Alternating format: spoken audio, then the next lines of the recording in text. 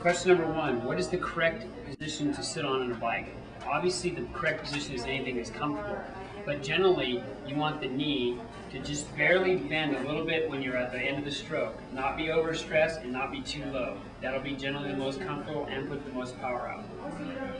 What are the safety devices you would advise a rider to have both in the daytime and at night? In the daytime, California state law says you must always have a rear reflector and generally a front reflector too. The law says that. At nighttime, you need the front headlight, and a rear tail light is actually great. It means you won't get hit. A front headlight is legal. A rear tail light will not get you hit. But you always have to have the rear reflector. What is the most frequent accident that bicycle riders face? Most frequent accident generally bicycles ride is some kind of interaction with another car or another bicycle, so to speak. So the causes of that problem are generally people not paying attention or not taking their right of way. So if you can just ride your bicycle, do what's prudent, you'll probably stay out of the way. The best way to avoid them is to take your right of way when it's yours and let other people have the right of way when it's theirs. Do what's right. You'll probably be real good. Is using an iPod while riding a bicycle a problem? The answer is against state law to wear 2 headphones when you ride. You can ride with your iPod, but you only need to put 1 ear pod in at a time. Why is the problem? With both ear pods in, you cannot hear what's going on around you, so therefore it is a problem. And it only can be solved by either putting 1 headphone on or turning your iPod off when you ride. And Chico PD will give you tickets if you're riding with both headphones.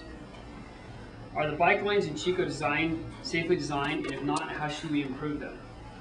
Chico spends a lot of money and time on doing bike lanes, and they generally do a pretty good job. It's kind of hard for somebody who doesn't ride, just an engineer, to figure out bike lanes, but they generally do a pretty good job.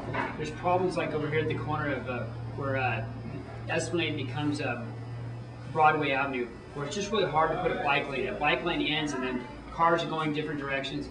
That could be probably improved, but it's just a really hard place. So they really generally do a pretty good job. Is there enough bike lanes in Chico? The answer is there's never enough bike lanes. There should always be more bike lanes. Are the policies at Chico State enough to protect a bike rider from danger? The answer is Chico State, for the most part, is oppressive in their laws against cycling. They don't let cyclists on campus much. So you realize they don't really have much policy because they don't have much bicycling on campus. Chico State, in my opinion, needs to open it up so more bicycles can transit campus, because it's really a part of the future. It's a part of greening it up. We should get rid of more parking spaces and somehow make bicycles easier to transit campus so more people will use them. Is there any policies that should be added or removed from Chico State? Obviously, the part about the anti-cyclist problem. It really started when one of the past chief of police didn't like cyclists and they just wanted to exclude them all, and it's just going to take a while to get past that idea. What are the most important parts in a bicycle need checking occasionally in order to ensure safety? The number one thing you should do in checking your bike is make sure the tires are inflated. If your tires are not inflated, you will have problems. Number 2 is brakes.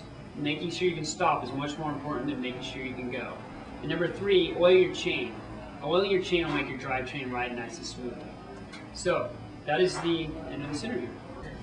My name is Mike Peavy. I own Cycle Sport Bike Shop at 212 West 2nd Street. I've been in Chico for 25 years. I'm an ex-Chico State graduate, and I've owned this bike shop for almost 16 years. Trust me, I've seen the good, bad of Chico cycling.